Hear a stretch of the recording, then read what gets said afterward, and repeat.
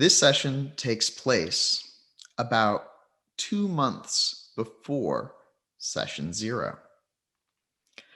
Mona is an established Obermost mage in the city of Boston, and while technically a part of the White Putnam's Chain Paris's cabal, you spend most of your time at the Emerald Scroll, a pub down by the water. This is the scene of many back alley wizard deals. It's where you go if you need to find something out. And you're quite fond of the Free Council cabal, the Dead Wrens, who inhabit the bar. This evening, Rabid Annie is behind the bar. She's a tough-looking pirate woman. She's got a parrot. It's somewhere. You don't know exactly where. The bar is crowded and the lighting is dim, shining through these huge illuminated tarot cards. They're these stained glass windows of tarot cards, and you can sit at any of the tables with a tarot card, or you could sit at the bar with Annie. Oh, I like Annie. Yeah, I'm gonna sit next to her at the bar. It's clear that not all of the mages here understand quite how the bar works. They keep calling to Annie as if she is a bartender who is going to serve them. But since she's having conversations with you, she just kind of like looks over at them. And there are some out of town mages who are getting progressively angrier at her. But she's chatting with you about there's another free council cabal in town, and they're trying to figure out how to essentially rig the online betting around sports so that you can get a ton of money. What's Mona doing at the Emerald Scroll? Mona's got 2 empty mugs and a half empty mug next to her. And she's saying, I'm telling you, Annie, Sticks, he just, poof, gone. I don't know. Every time I think back, I wonder if I could have done anything different. Do you ever feel this way? Like, has you ever lost anyone in your cabal? I've known many who've passed the other side, but I don't dwell on it. What's done is done. It makes me think like I was not a good teammate. I want to have a good team and they can trust me. And I just don't, I want to be part of it one again. I just don't know if I'm good enough to be. The only person you can count on in this world is yourself, lass. Pull yourself up by your bootstraps. Uh, oh, she's so nice. I'm gonna like inhale like phlegm in my nose and like take a like 2 big gulps and just look at her in the eyes and say, "You speak wisdom." Are you sure you should be drinking that much? Didn't you tell me that that chain guy had something that you were supposed to be doing tonight? Oh my god, I forgot. I gotta go. Here, I'm gonna uh, pass that half drink mug to one of the like waiting patrons next to me, and I'm gonna say, "I love you." I'm gonna lean over the counter and give her a kiss on the cheek, and then book it. She waves the bar rag at you as you run out of the bar. The person who you slid the drink to looks in confusion at it, but Mona doesn't even notice because you're off onto the streets of Boston. Yeah, I'm kind of like, where am I again? Where am I supposed to be? Oh right, the church. Um, so I think I'm going to start jogging. Yeah. It's pretty late at night and it's winter right now. It's like Oh, February even. okay. So as you are running, I'm going to have you roll either a streetwise or an athletics check. I think I will choose athletics and Plus, plus. you get to add one of your attributes to it. I'll roll dexterity. Yep. Still pretty low. 3, 4, 5. I just rolled 2 zeros. Ooh, they re-roll both of them. And I rolled a 9 and a 0. Those are really good. I rolled the 0 again. Yeah. I got an 8. That's 5 successes on this roll. So you start to sober up as you're like. Just from athletics. So Okay. you run, and it just so happens that a bus, the last bus of the night, is pulling into a bus stop, and you have exactly enough money on your Boston public transport card for one ride on the bus. It must be fate. You get on the bus, and you're able to rest as it pulls up the tall hill to where you know that the seat of the state government is up here. There's also a number of churches and restaurants, a few stores. Beacon Hill is an upper class, well-to-do area. And at night, it's fairly quiet. There's really no one on the bus here with you. Yeah, I'm not paying attention. I'm just like my eyes are closed as it's driving. I've probably taken this bus a few times that I know how many stops I'm waiting for. Yeah. And as you count the stops, you realize that you're about to be there. All right, I'm going to press the button and jump out. All right. The bus driver nods to you as you exit onto the street. Then I'm going to casually walk to the church. The Unitarian Church might be closed at this hour, except that they're expecting you.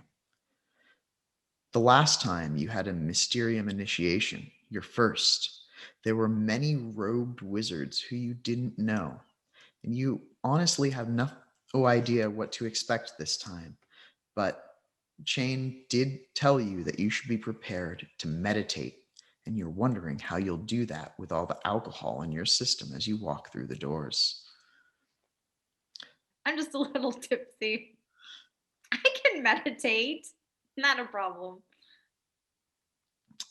As you walk into the large empty church, there is a woman standing up by the doorway to the lower libraries.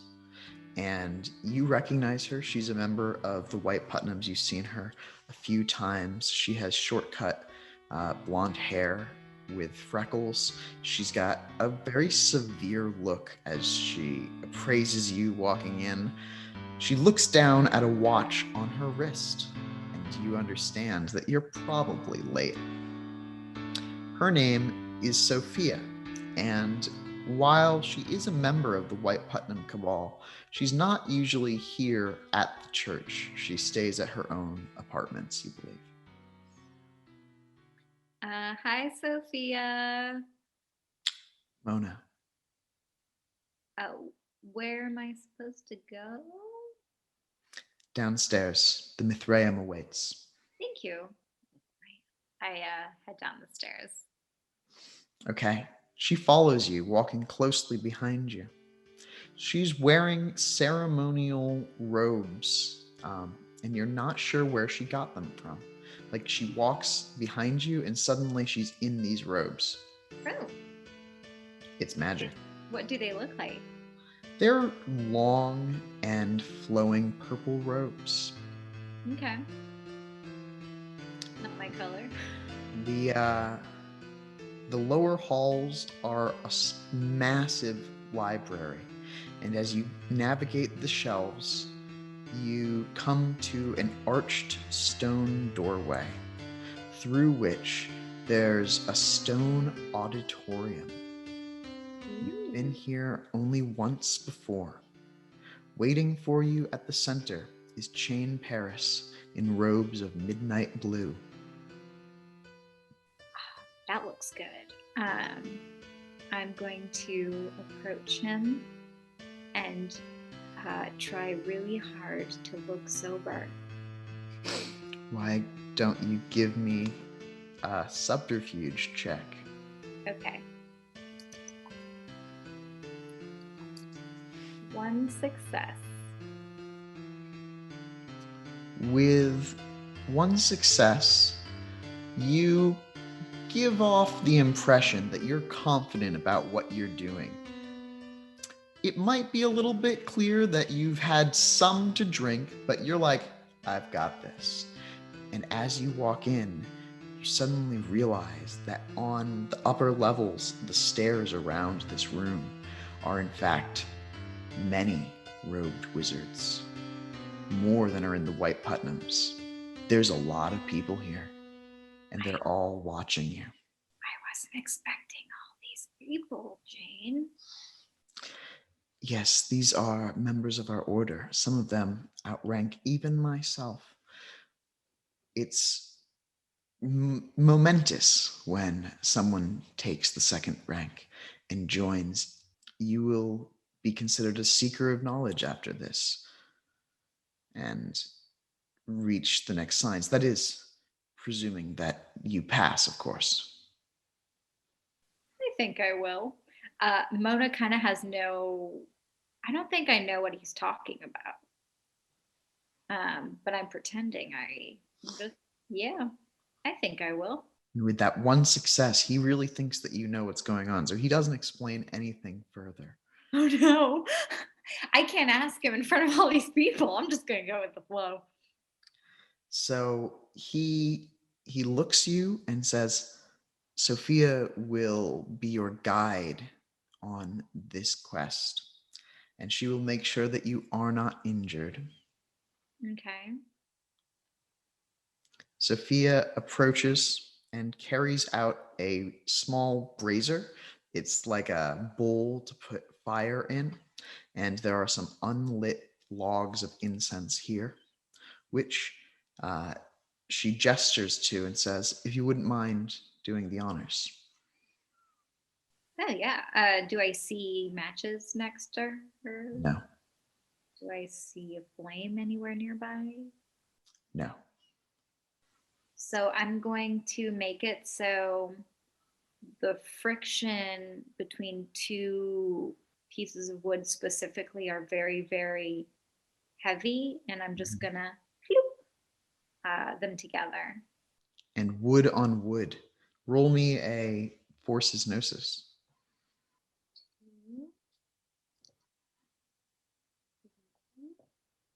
4. With 4 successes, it's just a thought from you to strike these 2 pieces of wood together, and they are both on fire. Chain puts up his hood and moves back towards the other members of the group. Do I get a robe? Does that happen after? Are you asking Sophia? Yeah. She looks at you severely, and you hear her voice inside your mind. Mind Mage? She says, if you pass this test, you will of course be inducted to the next level. Awesome. So no rope. Got it. We are going to have a journey into your Oneiros, your dream space. This is known as the Mysteriorum Anima. And at its conclusion, you are likely to see your role in this world in a very different light. You can put those down now. I put down the sticks into the tray. In the brazier, the fire builds, and it's very smoky, a thick, billowing smoke that begins to fill the room. And it starts to fill your lungs too, slowly settling in a cloud around you. Yeah, hallucination. Sophia also breathes deeply here and sits on the ground opposite the brazier from you. Yeah, I sit down as well. Crisscross applesauce. The shadows in this room take on strange forms that your mind interprets. Oh, my eyes are closed. I'm like this right now. Where we are going, you hear her voice clearly in your head, is part of you. Inside this world, you will seek out your spirit guide, your daemon. Breathe in and breathe out, focusing on the fire. Oh, I'm gonna open my eyes and look straight into the fire. You will know when we have arrived. I will be there beside you, and I will not allow you to be harmed. Thank you. You may be tempted to use magic inside your dream space. And this is possible. Magic will work without paradox inside your mind. However, we ask that you do not use magic inside this quest, because your goal is to observe magic rather than change it on this journey. Okay. You're starting to feel a little bit lightheaded. Do you have any questions? And you roll your wits plus composure plus 5 for the space and the smoke around you. 3. You sit there for about half an hour, and you're a little bit drunk. You're having a hard time completely getting into it. Meditation has not always been the easiest for Mona, but all of the people around are expectantly waiting. Their hoods are drawn, but their body posture tells you that they're not sleeping, and you shouldn't be either. You concentrate again and roll the same dice pool, wits plus composure plus 5. 4. With 7 successes total, you begin to drift off into a near sleep, a daydream. You can sense the heat of the fire, which is still burning. You can sense the coldness of this room.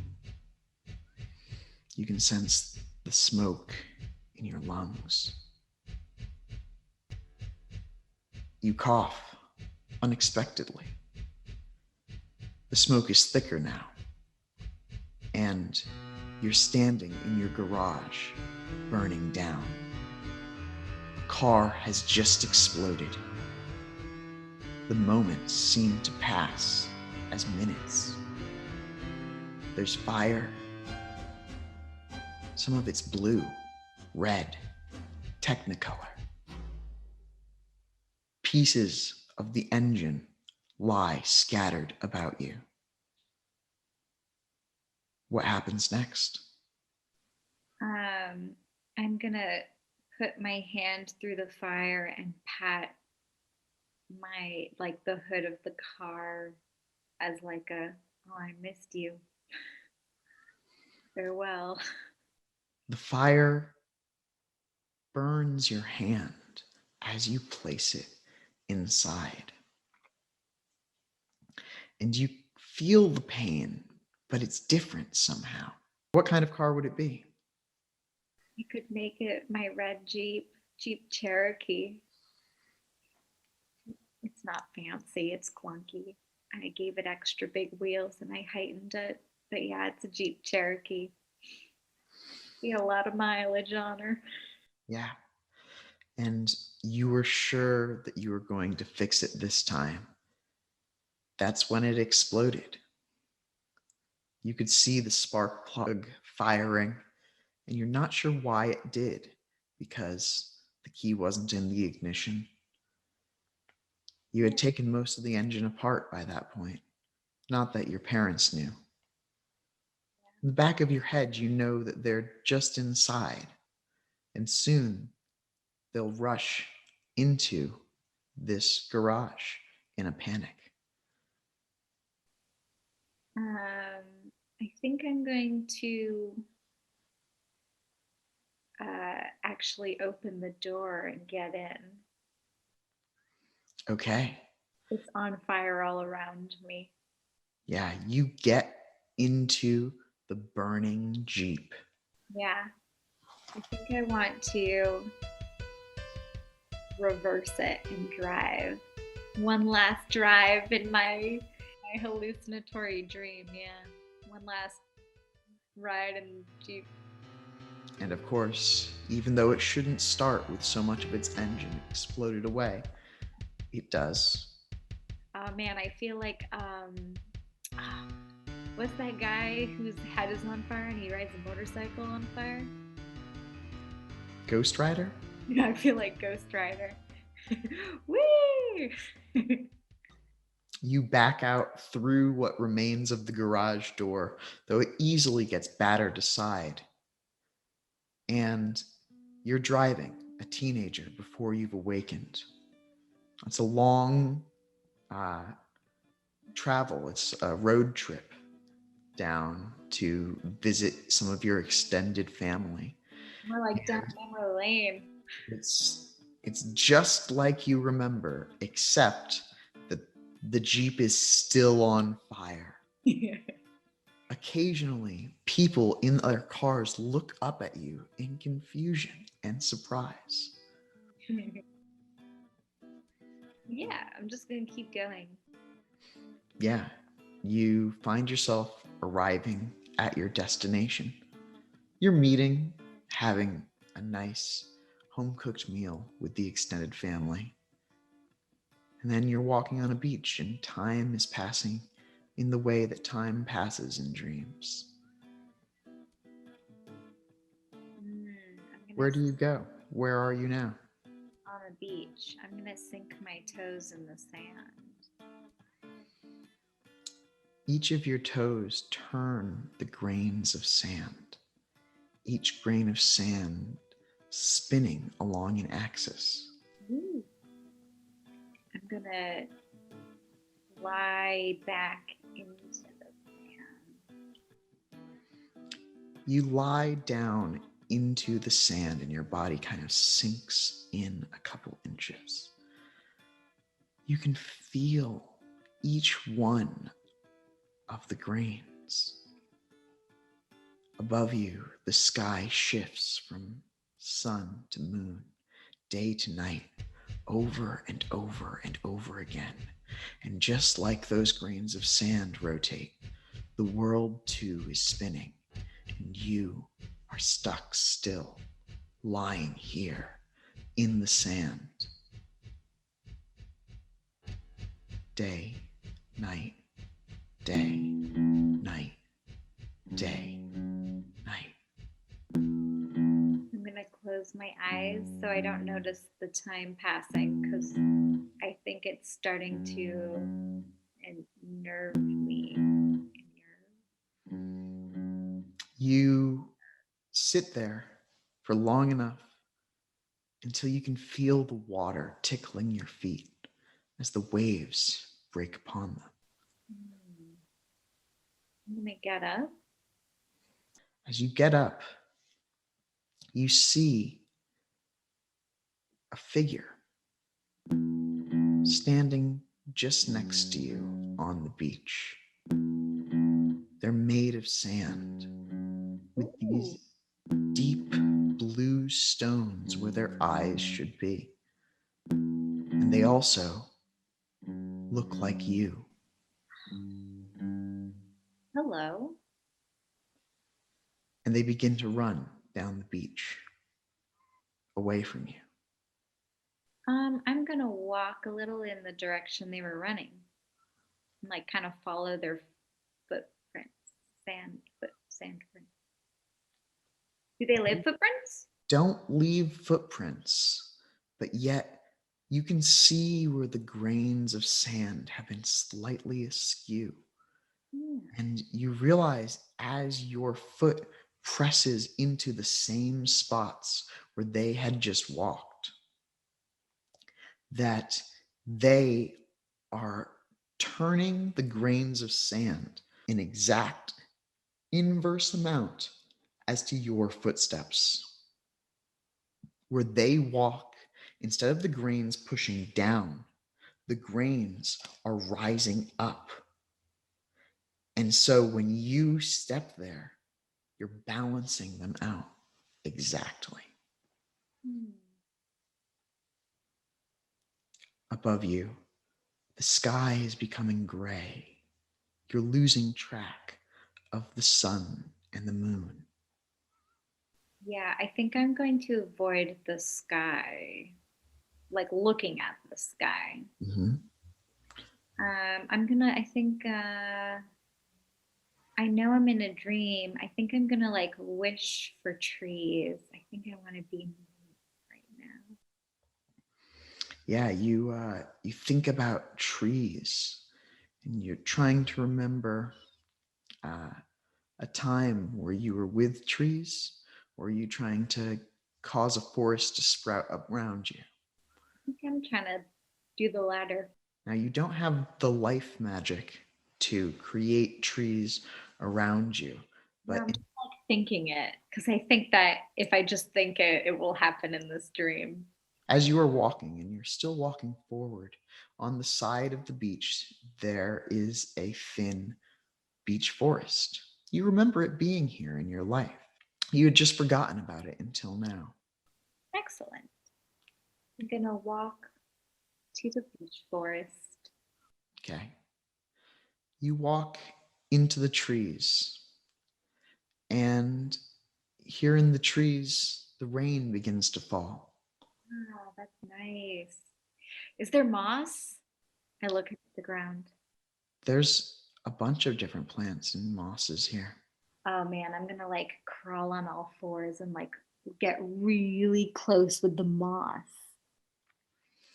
You can see that just like you turned the sand, the moss here is slowly turning the earth, but very, very slowly, changing it, spinning it. There's a crack in the woods, something breaking a twig. Ooh, I'll look in that direction. Maybe it's sand me. It's an animal made of sand, a sanimal. Does it look like, what animal does it look like? What animal is it? Um, a chameleon? It's a chameleon made of sand. And it looks at you, and you look at it. It blinks a sandy blink and changes to be the color of the background around it. Neat. I'm gonna go near it and put out my finger and see if it will grasp my finger. Just as you expect, it reaches out a sandy hand around your finger. This is the most fun trip ever. It climbs onto your hand very slowly.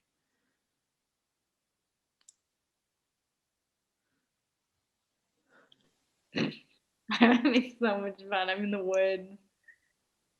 An animal just crawled on me. I think I'm gonna like lie my back against a tree and just out the woods for a hot second with my new chameleon friend. I'm gonna name you Cow. The chameleon looks at you with little stones for eyes. The Wait, rain, chameleon. I'm gonna name you Cam. the chameleon looks at you with little stones for eyes. The rain is beating down on this area, and as it hits the chameleon, it begins to erode away his sand body. Do the eyes stay? Are you letting the water just wash it all away? Yeah. As the water washes it away, the eyes stay. 2 tiny blue stones. They hum, attracted to each other like magnets. I'll let them click. They do, in a very satisfying way. And as they do, they start to spin up into the sky. Ooh. Do you look up? Nope. You get a sense of dread as they go up, and you shoot your eyes back down, not looking at the sky. Yeah, it gives me anxiety. I don't like the time thing because it makes me think back. Oh wait, we never have the time thing in my past yet, so I wouldn't be nervous about the sky. You're still nervous about it for some reason. Probably because of my future. I am nervous about it. So yeah, I don't look up. I think I'm gonna, so it's been raining. I'm gonna find a puddle and look at the sky through the reflection of the puddle. That makes me feel safer. Wow. As you look into the reflection in the puddle, the rain is coming down, rippling the surface of the puddle, and what you see is a distorted image of yourself. Except you've looked into a mirror in a dream, and it's a strange and distorted self. There's something that's just a little bit wrong about the Mona who is looking up at you from inside this puddle. What's wrong about this Mona here? Mona's eyes are those 2 gems. They're the stones, just like the sand Mona. She doesn't have eyes. She has stones, deep blue stones, and she looks at you. And she points at you. You didn't point at her. And you realize that she's not pointing at you. She's pointing beyond you. She's pointing up. Something's behind you in the sky, and you can't quite make it out in this puddle. I'm going to put my hand up. Will she do it too? She does. I'm going to do this. She does it, but her face is kind of like grumpy. And then I'm going to look up into the sky straight up. I'm brave. She can't scare me. As you look up into the sky, a massive bolt of lightning straight down and into you. It electrocutes your entire body, and you are that creature made of sand now. The chameleon? No, you're that person just like yourself, made of sand. And as the lightning hits you, you're transformed into a being of pure glass, crystal clear. You're standing on an endless plain of gears.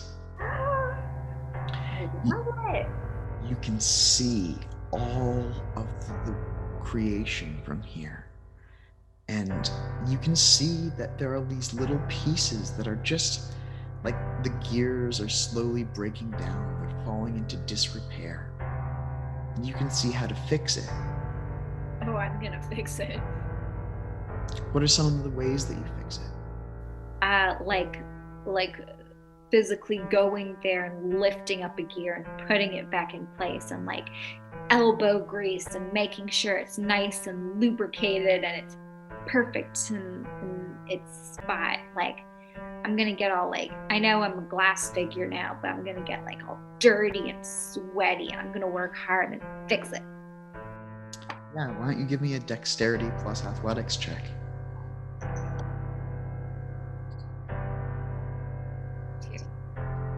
With 2 successes, you put back these huge gears and tiny gears, manipulating the delicate mechanisms of the world. And your hands start to get greasy, slippery, and oily. And you see someone else here now, too. Sophie? It's not Sophie. No. It's a figure made of oil. Or no, maybe that's not right. You can see a little bit of glass below the oil. It's like they've got a layer of oily tar all over their body. That must be what I will look like in the future. I'm going to approach the figure and kind of like wipe their eyes clean. Where I think their eyes would be. As you wipe their eyes clean, the grease clings to your own hand. There's something familiar about their eyes. A man's eyes. Roll me an intelligence plus composure check. 2 successes. It's someone that you used to know. An old cabal mate named Parallax. Oh. And they push grease back over their eyes and start walking off, leaving a trail of grease behind them. Fine, be that way. Walk away from me like last time.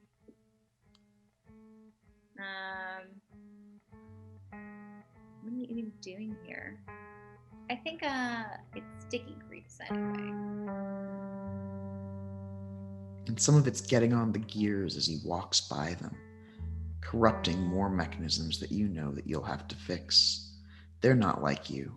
They're not fixing the gears. They're just covered in that same grease. I'm gonna shake my glass fist at him and yell at him. Say, you're messing it all up and making it worse. Go away. They don't react. They do keep walking. Are they walking away? They are walking away. Good. I'm gonna keep working on these gears. Has to be fixed. Yeah. You're working on the gears, and as you're working on them, you realize that you are building something here. You're repairing something, maybe. A massive creation of interlocking gears. And you can tell that it's going to do something when you finish it. Ooh, can I find out what it's gonna do before it's complete? Yes, except you also have to tell me what it's going to do when it's complete. It's a stairway to space that spins up in a gear way, like up to past the atmosphere. And you can tell that that's what it's going to do. Awesome. This is cool. I work harder on fixing it. There's another figure here again, and it's working alongside you now. This one is fixing the gears. Oh, thank you. And it's you. Your body is flesh. Your arms are covered in grease, and your eyes are missing 2 blue stones instead. Hey, you got out of that puddle. Here, your reflection seems as real as you are. Yeah, I love myself.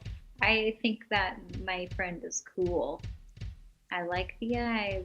Got a good core line look to it. Let's do this together. Working teamwork. I sing a little bit of a song about teamwork with my new self. They sing too, but their voice doesn't have words like you have words, and it's slightly discordant. A melody that isn't quite a harmony.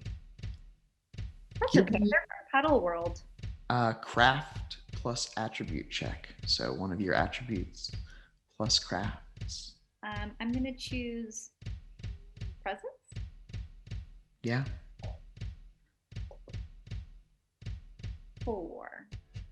With 4 successes, you are building this staircase that's rising even as you are building it. It's going taller and taller and taller. And it stops. There's a piece missing here, a gear that's not present, shaped like a person. Oh, perfect. There's 2 of us. I'll go in, or you can go in, whichever. They look at you and you look at them, and they point up the staircase, and they point at you, and they point at them, and then they point up the staircase again. Yeah, we can both go, because is the person shaped hole at the top? It's like here in the middle. Okay. So, and we're at the bottom. So let's go to the middle, and then we'll see who fits in the hole, in the person shaped hole when we get there. Yeah. And you go up and up. And here you can hear singing without words, sort of like what other Mona was singing. And you can see something, a body hanging from a cross, Across what? like a Jesus cross. Oh, across. And they're hanging? They're tied to it. They're tied to a cross, and the cross is on the stairs? Indeed. Is he blocking our way? No. Okay. Do I recognize the person on the cross? They're in flowing black robes, and you recognize the robes as belonging to Charon, the master of your friend Styx, who had created an island of the dead out in Cape Cod Bay. You go closer, though, and see that it's not Charon at all. It's Styx. Six. Oh man, I'm so sorry, brother. How is he attached to this cross? Tied to it. I'm gonna start untying him. Which you easily do. This doesn't look comfortable. Is he dead? He seems to be. I'm gonna. What's below us now? Is it the ocean or? Down below, you can see a huge section of the world. The cars and the people, the storm, the beach, the moss, the trees. They're all tiny little gears. And you can see something else, too. There's something sleeping underneath those gears. Its form, a ripple, like a person underneath a blanket.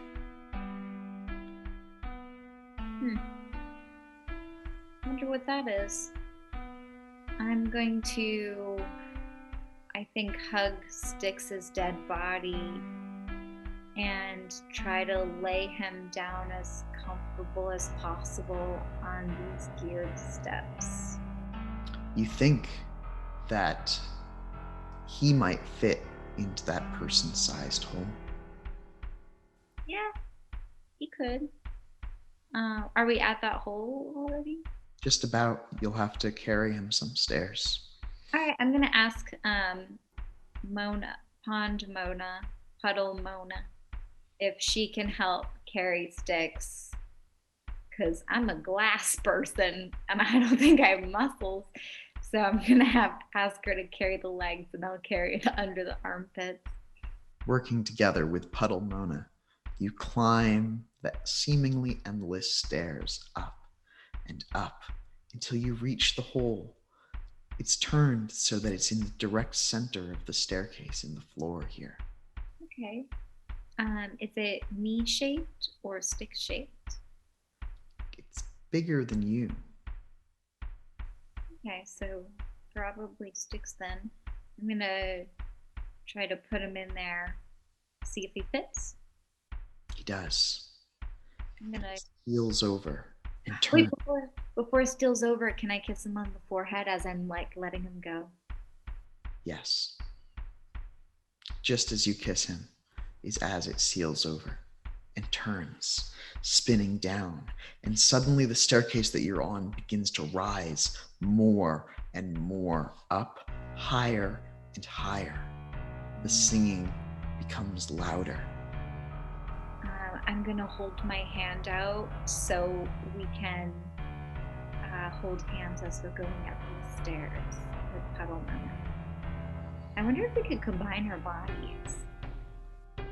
Puddle Mona looks at you somewhat disdainfully and takes your hand. Does Puddle Mona not want to hold my hand? Seems grumpy about it. I'll let go of her hand. Your glass fingers slip through hers.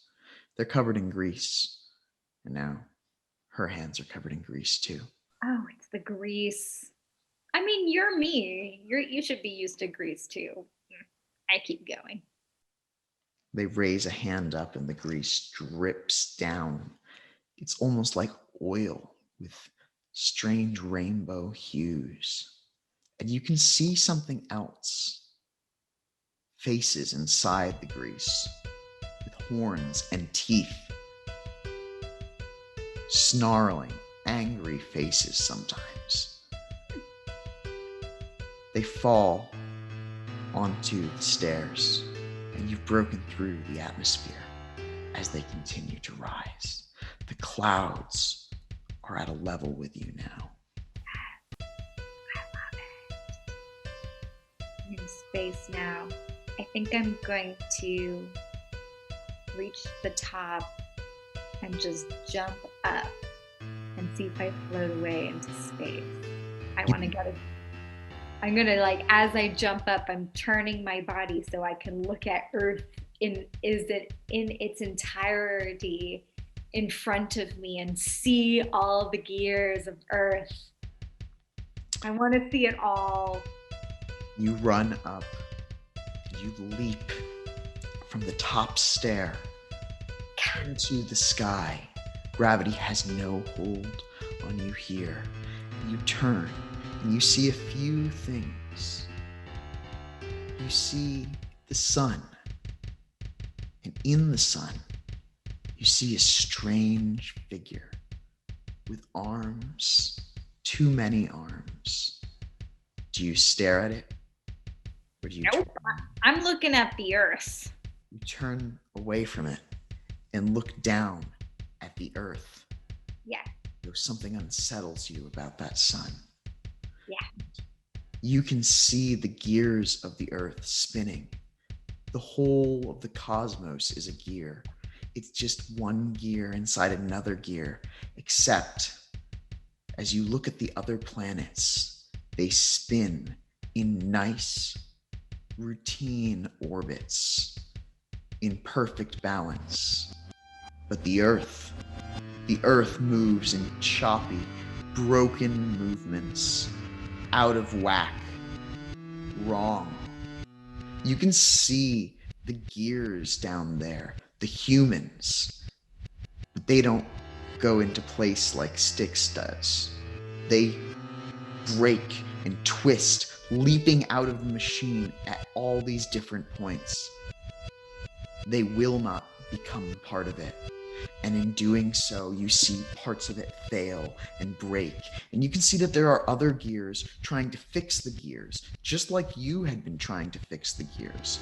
And every time they put one in, another pops out over on the other side, and it's just a mess down there. And what's more, you can tell that there are several things sleeping just below the surface of the gears. And for a moment, you see one of them twist, and something rises up out of the earth and pulls a whole city into the center of it. Something comes along and patches that hole with a gear. Something like you. But that city's gone. Whatever it is, it's still sleeping there. You have a hard time looking away. But what do you do? I'm gonna talk to Puddle Mona and say, are you seeing what I'm seeing? Do you see this? Puddle Mona stands on the top step with a wrench in her hand, which she beats into her hand with a motion in a time. It's like she's keeping beat. No response. Okay. Well, this is disappointing. What is going on with our world? I think I'm gonna face the sun now.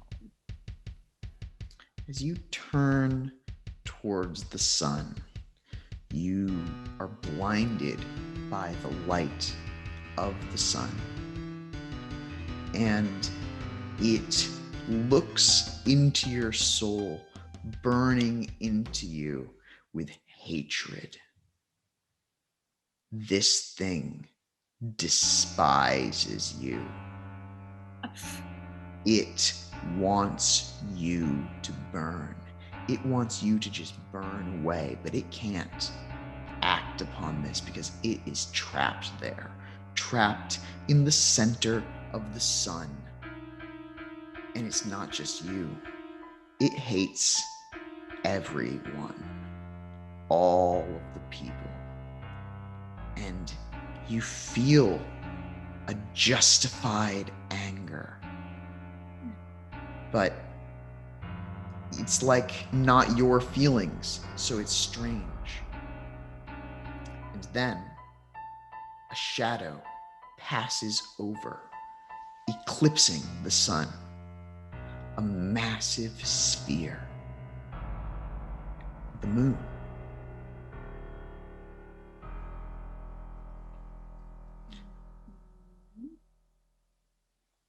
There's something on the moon. Okay, what is it? A massive crater, the eye of the moon. And you look into it. Down in that crater, you see the dust blow past. And you can see footprints in the dust. Places where the gears have been turned by someone walking there. Someone in small shoes. Yeah, I think I'm gonna wait till the moon moves because I want to look at that sun again. Okay. This moon starts to spin as it moves out of the way. And for just a moment, you catch sight of something buried, just like there are things buried on the earth, buried on the moon, just below the gears of the moon. But the gears of the moon are moving in an orderly fashion. It's hard to see it. And then it spins out of view so that you're just looking there at the sun.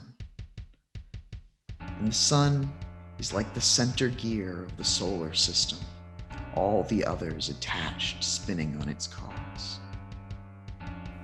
Does the sun also have gears that have been buried? There is something buried in the sun. It's that angry, multi-armed creature. Yeah. I think I want to try to look into his face. I want to see his face. Roll me an intelligence occult check. Do I reroll 9s? No, you do not. Okay. Because you're not babysitting Parallax. That hasn't even happened yet. 1. With one success, you don't know what you're looking at. It has a face, but it's a face with thousands of eyes that are blinking and winking into and out of existence. Its face is set inside its body, and the body is oval shaped, and the face is sort of like set into the middle of it, where all the limbs are coming off of the face. You can't properly describe it, and you can't look at all of it at once. Also, you're staring into the sun. Yeah, but it's a dream. I can let my eyes melt out of my face. It's a dream. Okay, so I just don't recognize them. I think I want to give them a hug. I'm going to get close to the sun, just like I went into my Jeep. I'm going to attempt to go into the sun. As Middle cog of the universe, of our solar system. That's also cool. as you reach out for that cog, and it seems like it's just within your reach, a hand touches your foot from down below. It's your hand. It's Pebble Mona. Oh. She shakes her head.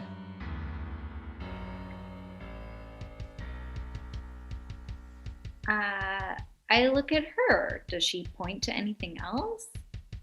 She's trying to pull you down onto the stairs. Oh, lame. All right, well, I'll let her pull me down.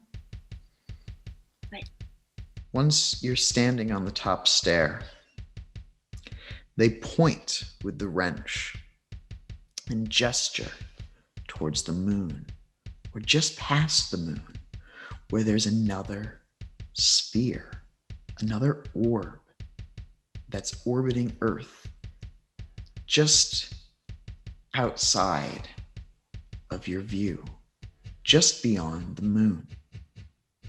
It's dark and you can't quite see it. And then they leap off of the stair. And instead of leaping up, they leap along the atmosphere. I chase them. That looks like fun. As they are leaping, you leap first one step onto the moon, then another step onto a hard metal sphere, and then a third step into fire. And that's when you awaken. Oh, that was really pleasant. I'm gonna look up at Sophie and say, that's some good stuff. Yes, we should discuss your experience.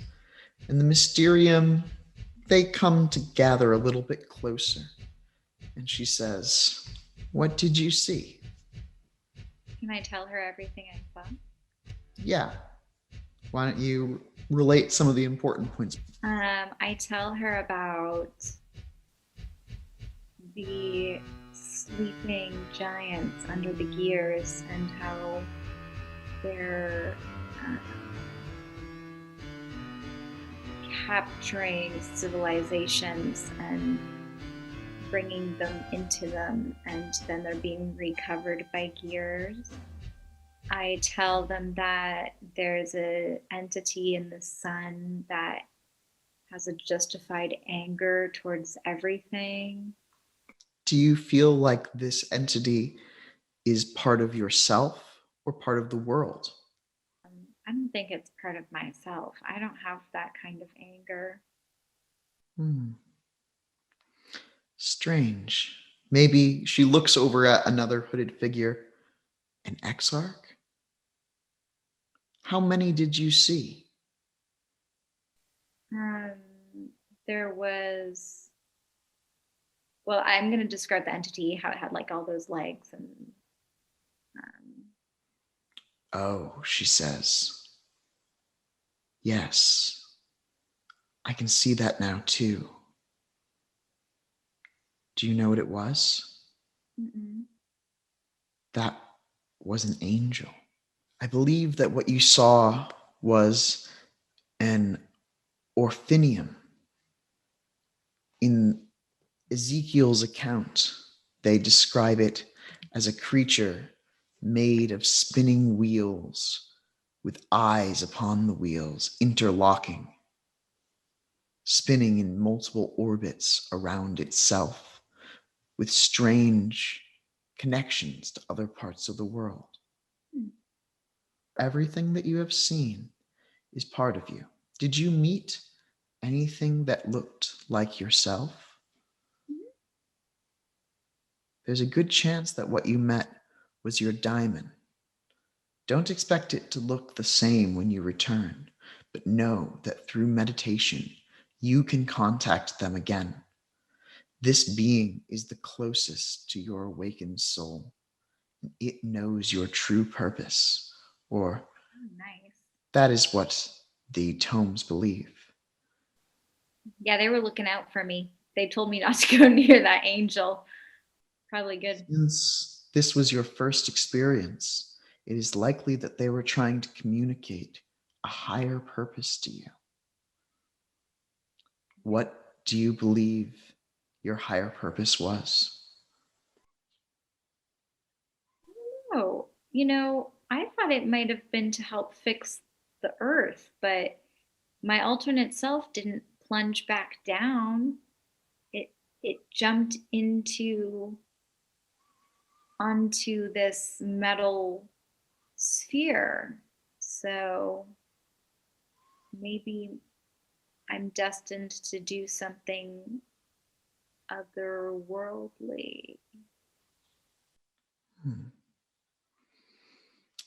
As with most of these experiences, you should meditate on it further and speak once again to your sponsor.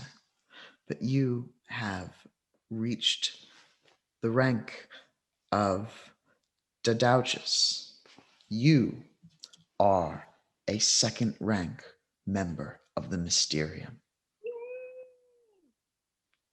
As a second rank member of the Mysterium, also known as a nymphus or a sea tender, you are privileged to know the sign. And she closes a hand Mhm. and points it at her face. Mhm. By using a closed fist and pointing at your head, you communicate that you know the second step along the path. And she produces 3 feathers. She holds one up and says, "One feather represents knowledge to be found," and hands it to you. I accept the feather. 2 feathers indicate someone who is aware of the Atlantean mysteries, though not necessarily a mage. And she hands it to you. Hmm. I also accept the feather. And 3 feathers means a deep mystery is hidden here. Something that people do not yet understand.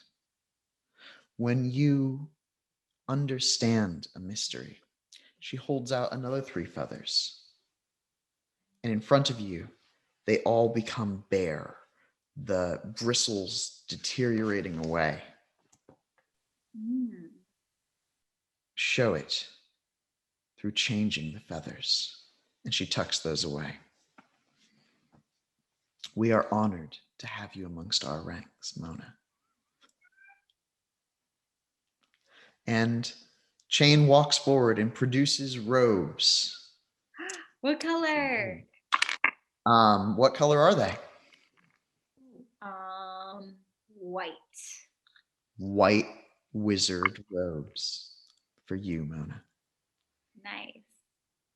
And that's where we will draw this session to a close. Yay. So I add white wizard robes to my inventory for my present self. You haven't been carrying them around with you, but they Okay. are back at Shane's church, Do probably. I have my 3 feathers? You do. I'll have to write that down. And of course, the most valuable to a mage is beats and experience. So you actually get 1 beat for playing, but also you get 2 more beats.